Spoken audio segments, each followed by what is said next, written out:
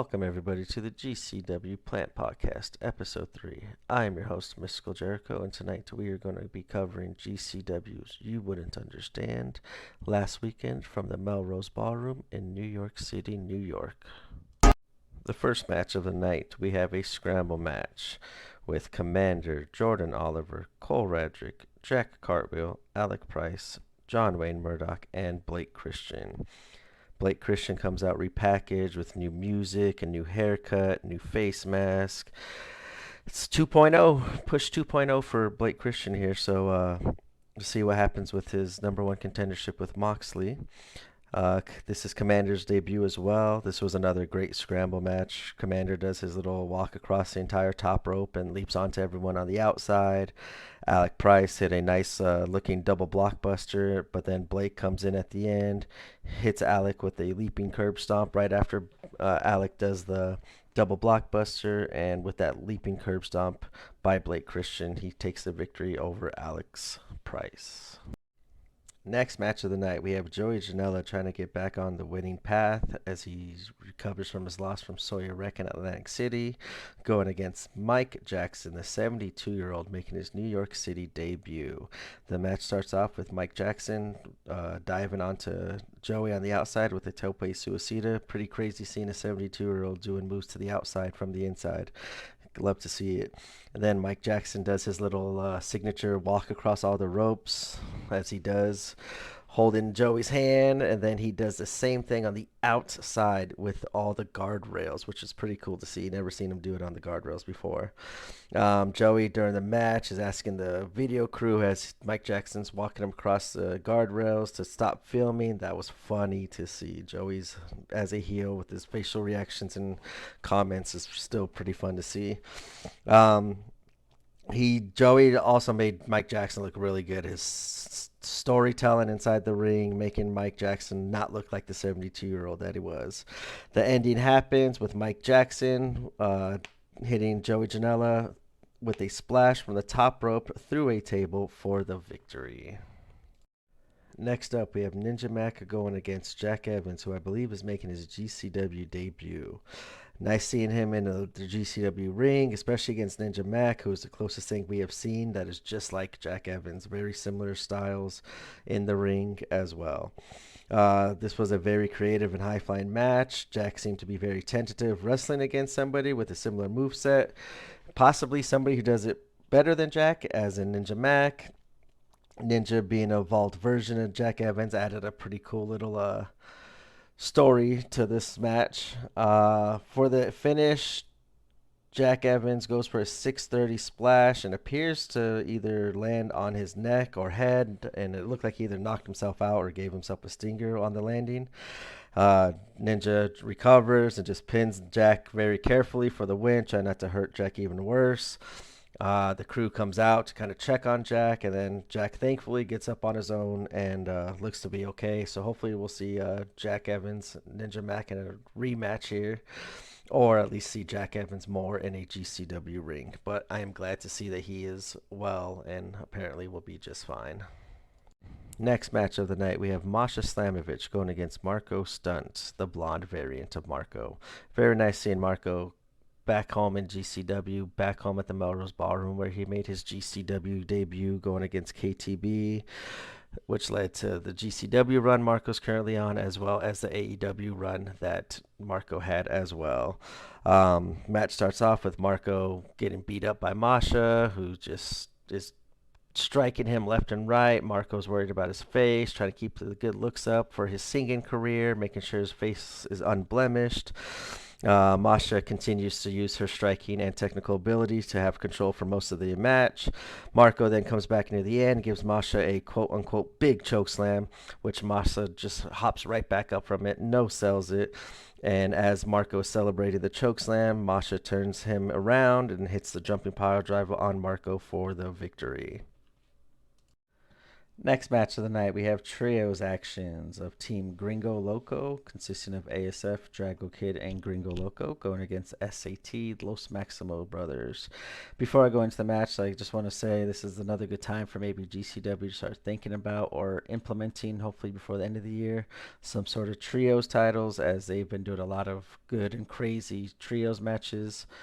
And a lot of different combinations of teams are being used in these trios. I think it'd be a cool way to keep everyone invested, give everyone a belt to go for, and add more action and credibility to the shows by having more champions on there. Since the GCW title with John Moxley is not being defended as often, I'd like to see them introduce some trios titles, as well as that scramble title that we talked about last episode, sometime in the near future. This matchup is awesome. A lot of respect between everyone in this match. You got the high flying combination of Team Gringo going against the fluidity and teamwork of Team SAT with those Maximo brothers. This was a very fun and creative, fast paced match. Love seeing Gringo teaming with all the luchas. It seems to be always ASF and Drago Kid lately, but every time he has some lucha wrestlers in a scramble or a trios match, I love seeing the innovative moves that they use with Gringo Loco as the base and all the crazy high flying moves that Gringo Loco does himself with his team. Um, Team SAT hits their Spanish fly during the match, their signature move, and then Team Gringo gets the win by Gringo hitting a top rope Falcon Arrow to win the match. I think he was looking for his little top rope spinning power bomb, but one of the Maximum Brothers, I forgot which one he hit with it, was having a little trouble on the top rope and with their footing. So it was a nice little audible that the Gringo called, and so that way they still get a nice high flying, high risk move to end the match. It was a great trios match, and I want to see more trios action, hopefully with some prizes as in titles to chase after in the near future. Next match we have is a grudge match between Charles Mason and Spider Nate Webb. Charles Mason just loves being the most hated man in the GCW slash JCW locker room where he normally fights all the time. Like seeing him being used more in the GCW setting, but everybody hates him. He has that Cardona heat. In a video package I think it was like a week or two prior to this show, he previously attacked Brandon from Wheatus. He's the lead singer of Wheatus, who sings Nate Webb's entrance song, A Teenage Dirtbag. He choked him out at his house as Brandon was recording a remix version of Teenage Dirtbag. He's also choked out Nate Webb prior to with a piano wire, so he's got his little piano wire hidden in his back pocket. And it's always a nice little trick for him to dig into during matches and as a way to assault his fellow opponents. Nate Webb doesn't even come out to his Teenage Dirtbag entrance. They play the music. He ends up attacking Charles Mason from behind to start the match. Charles ends up getting the advantage. He's fighting dirty all throughout the match, using his underhanded tactics to get the advantage and keep Nate Webb on his back. He then, to end the match, Charles Mason catches Nate Webb with a air raid siren in the corner and hits him in the middle of the ring, and Nate's head bounces a good 6 inches off the mat, which was crazy to see. Hopefully he's all right, didn't get a concussion. But with that air raid siren by Charles Mason, he picks up the victory over Nate Webb. At the end of the match, Charles Mason pulls out their piano wire again and is going to try to choke Nate out. But then Brandon from Wheatus comes in as a surprise savior to Nate Webb and then kind of talks Charles Mason out of choking him. Charles Mason starts walking to the back, and then as Brandon is checking on Nate Webb to make sure he's all right, Charles Mason comes running from the back again and comes out and chokes Brandon once again with the barbed wire, just like how he did at his house in the video montages we saw before. Mason is a sick fuck. Next up, we have the battle of two New York City legends as 187 Homicide goes against the highest flyer in the room, Grim Reaper. I was hoping to see these two go against each other at Hammerstein, as it was two GCW legends, two New York City legends going in the second most legendary spot in New York City as far as wrestling arenas goes at the Hammerstein. But unfortunately, we had Homicide trying to get the belt from Moxley unsuccessfully, as well as Grim Reaper was on the World on GCW's kickoff show in a six-way scramble match, as he did defeat Alex Zane, Dante Leon, Jack Carville, Ninja Mac, and Shane Mercer. But instead, we end up getting these two legends here at You Wouldn't Understand. And it was a sight to see between two legends. They both are still maybe on the down end of their careers, but still could go give it their all and put on a great match, and that's exactly what they did here. Homicide hits Grim Reaper with a pretty cool looking top rope reverse Razor's Edge, and then he hits the Homicide hits the cutter onto Grim Reaper from the top rope to defeat Grim Reaper. Once again, like I said, awesome match. Those two legends just showing how much gas they still have left in the tank while still trying to prove a point as who is the best independent wrestler in New York. But Homicide 187 takes that crown, takes that title, and defeats Grim Reaper. He also thanks Reaper at the end for choosing to be a professional wrestler and gives out some love to Trent Acid as well. Continuing on with the matches, next one is another trios match with Los Macizos once again teaming with Jimmy Lloyd going against SGC, the second gear crew, this time of one called Manders, Mance Warner, and Matthew Justice. Once again, like I said, this is another great trios action, very fun match, giving more credence to what I was saying earlier about the trios title. Hopefully that'll be implemented at some time in the future. I love seeing Jimmy Lloyd fit right in with Los Macizos. Love the Lucha Extremo action that they like to do. It's what they're calling, it seems like what they're calling their Lucha Death matches. For it being in New York and their stricter wrestling commission rules and guidelines regarding death matches, this was just about as hardcore as you could get with this 6 people in the ring. There's lots of doors, lots of tables, and lots of chairs broken during this match, as one can expect with SGC and Los Macizos going against each other. The Los Macizos and Jimmy Lloyd get the victory as Medio Extremo hits Manders with the German suplex out of all the things that happened in this match for the 1-2-3, and Los Macizos gets the victory over SGC. Next up in our co-main event, we have Effie and Alley Catch coming out to the ring as the GCW Tag Champions, saying that they've beat everyone that's been put in front of them. They're always willing to take on new opponents, and they issue an open challenge saying they want the best that New York has to offer. And the main event from New York in the independent scene answers that call and gets their GCW tag title match. They are representing House of Glory, HOG, based in New York. I love seeing GCW given wherever they go, a lot of local talent, some airtime to showcase their skills on a really big stage, especially on the independent scene, as GCW is the king of the independents in my eyes and a lot of eyes. And so it's kind of really cool seeing these independent wrestlers getting a shot that they would have to probably work a long time for, or even hope for a miracle to get. And I love seeing GCW giving these hardworking independent wrestlers that showcase to show off their talents. It was a fun match, very fast paced as well. Main events hit this cool looking dive to the outside. I forgot what the one guy was holding up a hula hoop, and then the Lion jumped through the outside with a tope suicida through a hula hoop through the ropes to Team Bussy on the outside. The main event had a very strong showing in this match. I'd like to see them back in GCW at some point, but when it's all said and done, Alley Catch hits the Lion with a hanging pile driver, and Effie follows up with the Sack Rider to defend successfully their GCW tag titles. In our main event of the evening of You Wouldn't Understand, we have the GCW champion, Jon Moxley, going against homegrown talent, Tony Deppen, for the GCW World title. This had big match fight feel all throughout the night, all leading up to it. A lot of fans were kind of hoping that Moxley would lose to anybody, just that way the GCW's back in somebody's hand that represents GCW on a more consistent basis than Mox, while a lot of the fans also loved having Mox as champion because it's a bigger name, it gives GCW a bigger platform, and it brings more name recognition to the GCW title belt. A lot of people were hoping that this was the night that Tony gets his flowers and brings the GCW title back home. But Mox is just on another level right now, in my opinion.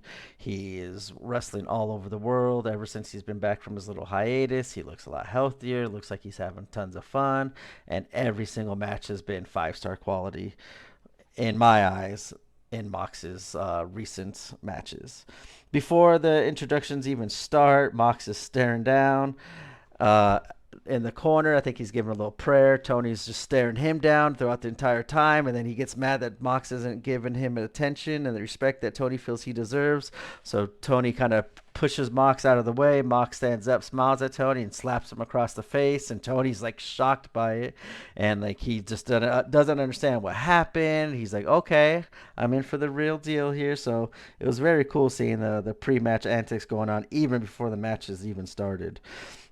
This match had lots of intensity. I think that slap by Mox showed Tony Deppen that Mox isn't here just to collect a check. He's here to send a message to everyone out there of why he is the GCW World Champion, and answering the question of everybody is always saying, why is Mox here? Because he fucking can and he fucking wants to. That is why Mox is doing what he's doing in GCW. I love Mox is coming out representing the Blackpool Combat Club, so I love seeing whenever the BCC's being made of big deal in other companies, not just AEW. It seems like it's a very fluid situation, and it gives more credence to the Blackpool Combat Club as well. This was a very hard-hitting match, as one can expect going into these two. The crowd was split 50-50. I still think it's surreal seeing Mox, who's now not only just an AEW superstar, but a two-time and current AEW interim champion in a GCW ring. That just blows my mind, seeing AEW stars and stars throughout all these other wrestling companies in GCW. That's what makes GCW the best independent wrestling in the world. A lot of the GCW diehard fans really wanted to see Tony get the victory tonight, bring that belt back home, and defend it on a lot more stages and platforms and events that GCW has been doing more than Moxley has. This was very stiff, very rough, physical, and technical match. It had a lot of false finishes while the crowd was exploding with every single one, especially when Tony was about to get the pins. The crowd was really behind Tony, which is something that you don't see often because he's a big, giant asshole in a lot of fans' eyes, but he is a very talented asshole at that. This match just keeps going back and forth. Mox finally hits Tony with the Knight Rider for the victory, and Mox retains the GCW belt or title and retains the championship. I like to see where they go from here. I thought this was a night to put it on a GCW original, GCW homegrown talent, and GCW wrestler who's going to be at almost every single show. May not have to defend it every night, but it's in the fans' eyes and in the company. It's showing that they really want that title belt being defended, but I guess we're going to go with the bigger name of Moxley, who has very much earned it, very much deserves it. I just wish they would have him defend it a little bit more, show up on a couple more shows, build the credibility in that championship back up, as where it's lately kind of fallen down ever since he's been champion. Once again, just my opinion. Still love having Mox in GCW. Just he doesn't have to be the champion if he's not going to be here more than 4 times a year. Blake Christian then comes out, and they have a little stare down, and then the video, or on the video screen behind them, the screen pops up and the picture is showing that Blake Christian, as the number 1 contender, will be having his match with Jon Moxley at The People versus GCW July 29th in Nashville, Tennessee. Just to go back to Tony with this, man, awesome match Tony Deppen had. Definitely showed his lot of heart, showed his toughness, and his will to win and will to put on a great show, just like how he always does in every single match he has in GCW. Tony, you have your flowers. You got them from here at the GCW Plant Podcast. On the next episode of the GCW Plant Podcast, we will continue coverage of that GCW weekend. This time they are in Providence, Rhode Island at the FET Music venue at GCW I Never Liked You. On that card, we had Jordan Oliver go against Blake Christian. Lufisto going against Alley Catch, Kevin Blackwood going against Jack Cartwheel, Cole Radrick versus Ninja Mac, six-way action, more trios matches of this time Los Macizos teaming with Commander going against Drago Kid and the Space Boys consisting of Gringo, Loco, and ASF. I never caught that Space Boys reference. I never heard them call themselves that. I like the name though. Drago Kid and the Space Boys with ASF and Gringo. Then we also got Joey Janela going against, I believe, a debuting JT Dunn from Wrestling Revolver. JT Dunn is a very nice prospect. I saw him in Vegas. He had a lot of good matches. He has a lot of upside, especially on the heel side of wrestling. So him going against Joey should be a pretty fun match. Then we got more tag team action of Waves and Curls, consisting of Jalen Brandon and Trayvon Jordan, going against the Second Gear Crew, this time the team of Manders and Mance Warner. Then we also have a five-way scramble match with Tony Deppen, Effie, Jimmy Lloyd, Marcus Mathers, and a debuting Dustin Waller. And then in the main event, as I proclaim it to be, probably the match of the year. If not, it's right up there with any match I've seen this year. Of the debuting Will Ospreay going against Nick fucking Wayne. And this is Nick Wayne's dream match. This is the makeup match since he got held out of Hammerstein. We will go over this entire show. This was a fantastic show as well. So we will go over that the next episode of the GCW Plant Podcast, episode 4. I just want to say thank you all again for those of you that have been checking out the shows. We're going to be putting out a lot more content here the next couple weeks. GCW has a lot more shows. Once again, we are working on video. We're working on getting the graphics all set up. Once we introduce our next co-host, our newest co-host, I believe we have 2 co-hosts we're going to be introducing here over these next couple weeks. But we're going to be introducing another co-host next week. Hopefully we'll have it on video for YouTube. We'll still have the audio versions out there. And those of you that saw this week, the audio versions are now available on Spotify, Apple Podcasts, Stitcher, and wherever else you could find podcast in your devices. So thank you all very much again for all your support. Please leave comments. Hit me up on Twitter at Mystical Jericho with any feedback, either positive or negative. Stuff you want to see added to the show, stuff that we're already doing, you want to see more of, stuff that I've been doing you don't want to see it. It's all going to get better. We're all going to improve. This GCW Plant Podcast will keep on going, and fucking going, just like GCW. Hope you all have yourselves a good night, and we will catch you all at the next GCW Plants Podcast. Have a good one.